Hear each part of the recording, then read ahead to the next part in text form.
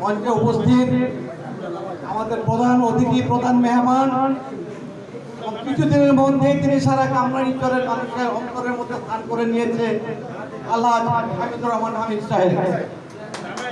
আমরা সকাল 11টা থেকে নিয়ে উনি অত্যন্ত ধৈর্যের সাথে আরো 6-7টা প্রোগ্রাম করে এখানে এসে পড়ছি। পৌঁছার উদ্দেশ্য একটাই, আজকে এটা নতুন অফিস, এটা প্রধান কার্যালয় হবে নির্বাচনের।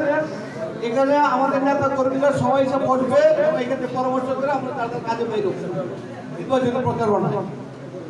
আজকে কথা বলার কোনো সময় নাই, অনেক সময় আমরা অতিবাহিত করছি।